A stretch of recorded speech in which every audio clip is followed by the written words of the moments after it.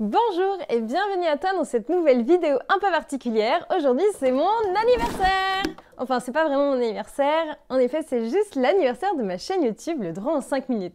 En effet cela fait 1 an aujourd'hui jour pour jour que j'ai lancé mon projet Le Droit en 5 minutes, que j'ai sorti mes premières vidéos et que j'ai commencé l'aventure dans le YouTube game. Alors je voulais faire cette petite vidéo pour t'expliquer un peu ce que j'avais réussi à faire pendant cette année, quels étaient mes projets, quelles ont été les grosses difficultés, les grandes choses que j'ai dû apprendre pour finalement rentrer dans ce monde assez particulier des réseaux sociaux, mais également t'expliquer un petit peu ce que ça m'a permis, mais également ce que ça m'a vraiment appris en termes de positif, puisqu'en effet, tout ça, ça a vraiment changé ma vie. Alors voilà, je vais t'expliquer un petit peu pourquoi est-ce que j'ai créé Le Droit en 5 minutes, comment l'idée m'est venue, pourquoi je l'ai appelé Le Droit en 5 minutes, pourquoi finalement tout ça.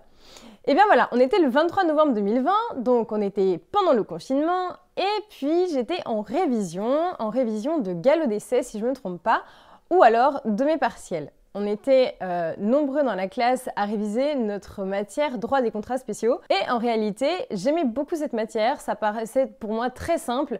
Et je me rendais compte que finalement dans la classe, on était plein, il y en avait plein qui ne comprenaient pas bien la matière, qui étaient un peu en galère et qui étaient très angoissés. Moi, j'ai beaucoup aimé le cours du professeur à cette époque, j'étais en 3e année de droit. Parce que je le trouvais très méthodique, particulièrement pédagogique, et du coup, ça m'a tout de suite parlé. Donc pendant mes révisions, j'ai commencé finalement à me faire mes petites fiches de révision personnelle, bon jusque-là très simple, et puis je me suis dit, c'est marrant, mais cette année, j'ai pas envie de travailler avec des fiches, j'ai pas envie de travailler de cette façon, j'ai envie de pouvoir vraiment beaucoup plus expliquer, j'avais vraiment envie de quelque chose. L'idée m'est venue en quelques secondes finalement de me dire, voilà, je vais créer ma petite playlist de vidéos, et puis je la partagerai à mes amis, je la partagerai tout simplement aux gens de mon amphi. S'ils ont envie de regarder, ils regarderont. Et puis si ça les a aidés, tant mieux. Donc voilà, j'ai créé ma première petite vidéo, mes premières playlists. Et la première, c'était en contrats spéciaux. Donc c'était pour lutter contre le décrochage universitaire des étudiants en droit. Jusque-là, c'était très simple. J'avais commencé à faire mes vidéos. Je les avais envoyées sur le groupe Messenger de ma promo à l'époque. Et puis, j'ai fait ça en tout anonymat. J'avais pas forcément envie qu'on sache que c'était moi. J'étais un peu pudique, un peu stressée. Enfin voilà, j'avais pas très envie que forcément ça parle de moi. Donc, j'ai publié ces vidéos sur ma chaîne YouTube et je les ai transmises donc à mes camarades. Alors, ce qu'il faut savoir, c'est que sur YouTube, quand on commence de rien du tout, on commence vraiment de rien du tout. C'est pas trop comme sur Instagram où finalement, quand on commence à lancer son profil, il y a quand même beaucoup plus de personnes qui vont vous suivre, qui vont vous soutenir. Sur YouTube, c'est beaucoup plus particulier. Il faut savoir que moi, je connais rien du tout à YouTube. Enfin, je ne connaissais rien du tout. C'est-à-dire que je ne regardais même pas de vidéos sur YouTube. Bon, maintenant, ça y est, je suis devenue une grosse accro de Lena Situation, de McFly et Carlito. Ça y est, là, je les connais par cœur. Mais c'est vrai qu'il y a 1 an, c'était pas du tout ma cam. C'est vrai que mon mari, lui, pour le coup, c'était vraiment son truc. Il avait déjà sa chaîne YouTube. Il avait déjà, il connaissait très très bien le game. Moi, par contre, j'étais vraiment paumée là-dedans et les réseaux sociaux, mis à part regarder et scroller sur Facebook ou sur Instagram, je savais rien du tout. Donc, j'ai commencé ma première playlist et puis en quelques semaines, j'ai vu qu'il y avait quand même des petits abonnés qui venaient. Alors, je regardais même pas. Au début, c'était vraiment, j'avais lancé mes vidéos et je regardais rien du tout. C'est-à-dire que je regardais pas les abonnés, je regardais pas les statistiques. Enfin, ça m'intéressait pas franchement. Et c'était plutôt Gabriel, donc mon mari, qui lui regardait assez régulièrement ce que je faisais et qui, bien sûr, on faisait le travail ensemble dans le sens où lui, il me drivait un peu. Mais c'est lui qui regardait finalement mes statistiques, c'est lui qui regardait mes abonnés. Et moi, ça ne me parlait pas du tout. Savoir que j'avais peut-être 150 abonnés dans la journée, je savais pas si c'était beaucoup ou pas beaucoup pour le YouTube game. J'y connaissais rien, mis à part, ouais, c'est cool. Enfin, voilà, j'étais vraiment perdue. Mais avant tout ça, il a fallu trouver un nom. C'est-à-dire que j'avais fait mes premières vidéos, je les avais montées. Et il fallait quand même que je trouve un nom à ma chaîne YouTube. Donc là, je me souviens très bien, je suis arrivée dans la chambre et j'ai dit à Gab, faut qu'on trouve un nom. Comment je peux l'appeler? Et puis on a réfléchi peut-être pendant 2-3 minutes, mais pas beaucoup plus. Et puis j'ai sorti, pourquoi pas Le Droit en 5 minutes, je veux que ça soit rapide, efficace, je veux que ça aille à l'essentiel. Est-ce que tu trouves que ça, voilà, c'est pas mal? Et puis voilà, on a discuté ensemble et on s'est dit, allez go, on lance Le Droit en 5 minutes. Pour savoir aussi, c'est que au début, mon logo, c'était pas du tout le même. Là, vous voyez bien ma petite horloge. Ma petite horloge, je l'ai mis en février, je crois, donc 4 mois après l'ouverture de ma chaîne YouTube. Mais au départ, c'était Gabriel qui m'avait choisi un logo. Et puis, Gabriel, il fait pas du droit du tout. Et c'est vrai que moi, j'avais pas forcément fait très attention. En fait, le logo, il n'était pas très approprié dans le sens où c'était déjà un logo qui était déjà vu et revu.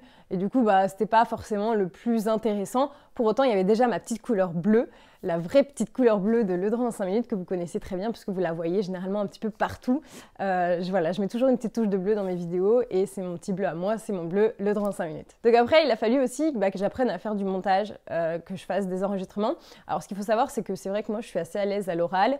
J'ai eu la chance de participer à des émissions très tôt quand j'étais petite. Et je faisais des petites émissions télé. Et puis, j'étais très à l'aise. Je suis assez à l'aise devant la caméra, à l'aise pour m'exprimer. Alors, je suis un peu comme tout le monde dans le sens où il y a des moments où je suis un peu plus stressée. Pour autant, ça me pose absolument aucun problème de parler devant des écrans, devant la télé et tout. Moi, j'aime beaucoup ce système-là. Vraiment, c'est quelque chose que j'aime beaucoup. Et du coup, ça n'a pas été très compliqué finalement. D'autant plus que mes premières vidéos, comme vous avez pu le voir, mais je faisais zéro vidéo en face cam, je faisais vraiment que du court. Je montrais pas trop mon visage. Au début, c'était une question de pudeur. J'avais pas forcément envie qu'on me voie, dans le sens où j'étais en 3e année de droit et j'avais peur en fait d'avoir une critique sur le fait que je donnais des cours à des gens qui étaient dans la même promo que moi. Donc voilà, c'est juste pour cette question-là. Mais j'ai dû apprendre à faire du montage vidéo. Et alors là, c'était un sacré délire parce que pour moi, c'était impensable que je puisse faire du montage vidéo un jour dans ma vie.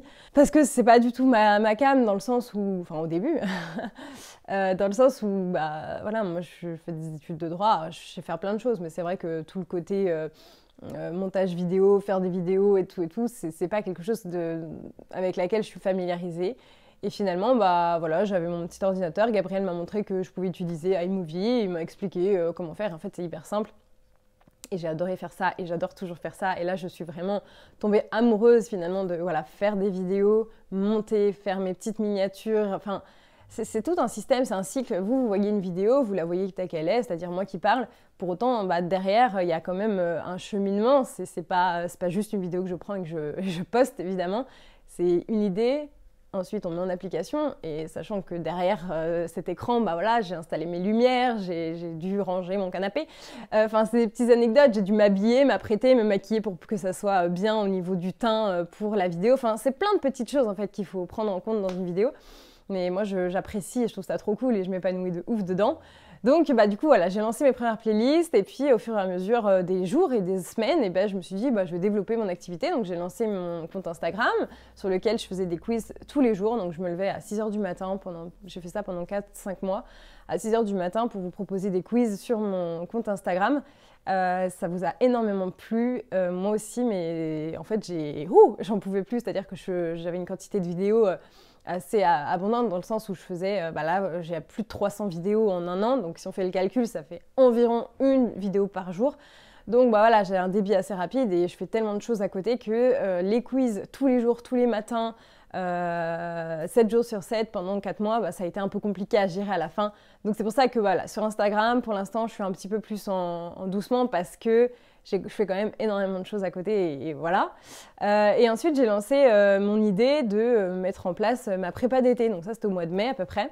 Je voulais donner des cours particuliers. J'avais fait ça toute l'année avec des étudiants en tant que Constance, pas du tout le droit en 5 minutes. Mais là, j'avais envie de lancer ma petite prépa d'été qui soit pas trop chère pour les étudiants et qui soit incisive dans le sens où on va à l'essentiel et je veux vraiment que les étudiants repartent avec des clés. Donc j'ai lancé ça, on pourrait dire que je suis folle parce que j'avais même pas 3000 abonnés à l'époque. Donc c'est vrai, pour me faire connaître, c'était un peu compliqué. Mais c'est de l'acharnement à 2000%, c'est de la motivation. Il n'empêche que j'ai accompagné plus de 40 étudiants sur l'été en fait. Donc il y a 40 étudiants qui sont inscrits à ma prépa d'été et j'ai découvert des personnalités, j'ai découvert des étudiants. J'ai essayé vraiment de penser au mieux mes étudiants dans le sens où il y en a qui arrivent, qui sont surangoissés, qui n'ont pas confiance en eux et qui à la fin de la semaine, ils avaient la pêche, ils avaient la confiance et ça, je trouve ça trop bien. Et c'est tout à fait le fil directeur de Le Droit en 5 minutes. Mais alors, il faut savoir qu'en parallèle de ça, je mettais en place mes fiches de révision. Donc j'ai dû refaire finalement tout le programme L1, L2 et L3 en fiches de révision. Donc j'ai pris les matières les principales que j'ai mis en fiches de révision et j'ai créé également des quiz. Donc ça c'est la partie la plus énorme en fait quand je fais mes fiches de révision dans le sens où la fiche en tant que telle c'est la notion, c'est pas compliqué à faire, ça prend pas énormément de temps. Pour autant les quiz, créer des cas pratiques pour 50 fiches x 3 fois 10, ça fait, je crois que j'ai fait au moins 400 cas pratiques dans l'été. Et ça, c'est long, c'est très très long à faire. Et puis après, bon, voilà, c'était mon choix. Mais du coup, j'ai fait ça en parallèle et j'ai mis donc en vente mes fiches de révision. Tu peux les retrouver d'ailleurs en description dès le mois de septembre pour les L1, mois d'octobre pour les L2 et fin octobre, début novembre pour les 3e années de droit. Donc voilà, tout le monde peut avoir ses petites fiches de révision maintenant. C'était mon objectif, mais voilà, je ne m'arrête pas là. J'ai lancé à partir du mois de septembre la concrétisation d'un projet qui me tient vraiment à cœur, c'est la Juris Day. Donc tu en as certainement entendu parler un petit peu sur les réseaux puisque j'en parle. J'essaie d'en parler le plus possible. C'est le tout premier salon de l'étudiant en droit, la Juris Day. La journée vraiment consacrée à 100% pour les étudiants en droit qui est pensée pour les étudiants. C'est-à-dire que toi, étudiant, tu seras au cœur du système, au cœur de cette journée. Et il y aura des professionnels de dingue qui seront présents, qui seront là pour toi, pour t'aiguiller, pour t'aider. Il y aura également une banque de stages pour que tu puisses venir postuler en stage directement face aux professionnels. Il y aura des conférences qui seront tenues par mes copains les youtubeurs. Donc c'est vrai que ça c'est un projet qui est énorme. Moi voilà, si j'écoutais ce qu'on peut me dire autour, je peux pas y arriver dans le sens où il n'y a rien qui est fait pour que je puisse y arriver dans le sens où j'ai pas assez d'étudiants qui me suivent, j'ai pas assez de notoriété et pour autant j'ai plein de personnes qui me suivent en fait parce que je m'acharne de ouf et j'ai vraiment de la chance. J'ai de la chance d'avoir cette énergie, je pense, mais surtout d'avoir de la chance que les gens autour de moi soient aussi motivés. Donc, je vais pouvoir mettre en place cette Juris Day qui aura lieu donc en mars 2022 à Lyon pour la première édition. Mais dès l'année prochaine, comptez sur moi, il y aura beaucoup plus de Juris Day qui vont venir s'étendre. Il y en aura à Paris, il y en aura également dans le sud de la France et toujours à Lyon évidemment, pour qu'il y ait au minimum 3 salons qui puissent se tenir et que des étudiants un petit peu de partout en France puissent au moins rejoindre un des salons de la Juris Day, parce que c'est un salon de ouf qui a été pensé par moi, étudiante en droit, pour les étudiants en droit. Donc sache que vraiment il y aura de tout et ça va être un truc génial, genre vraiment topissime. Où que tu sois, si tu veux venir, évidemment c'est gratuit. Donc n'hésite pas à me suivre sur mes réseaux sociaux pour avoir toutes les informations et découvrir également les invités mystères de ce salon qui sont des invités particulièrement chouettes et je suis hyper fière qu'ils viennent à mon salon et qu'ils prennent part à cet événement. Voilà, donc voilà ce que j'ai fait en 1 an de YouTube. Alors ça n'a pas été facile, hein, évidemment, je vais rencontrer des gens qui sont exécrables, mais j'ai surtout rencontré des gens formidables. Et c'est ça que je retiens, gens exécrables, je suis un peu dure, mais c'est vraiment des gens qui, parce que en fait, je ne suis pas suffisamment légitime pour prendre la parole sur YouTube, parce que j'ai pas suffisamment d'abonnés, parce que je n'ai pas suffisamment d'expérience professionnelle, se permettent en fait d'amoindrir mon travail, d'amoindrir qui je suis. Mais ça, finalement, je les next très très vite et c'est ce qu'il faut également que tu fasses, te laisse jamais rabaisser. La preuve aujourd'hui, 365 jours que le droit en 5 minutes existe, plus de 300 vidéos sur la chaîne YouTube, 8000 abonnés et c'est pas fini, clairement. J'ai encore d'autres projets après la Juris Day, t'es pas prêt? Non pas que je t'emmène sur la lune, mais franchement, on va aller loin. Voilà, merci infiniment pour votre confiance, merci infiniment pour tout ce que vous m'apportez tous les jours. Moi, je vais continuer à charbonner, comptez sur moi et joyeux anniversaire!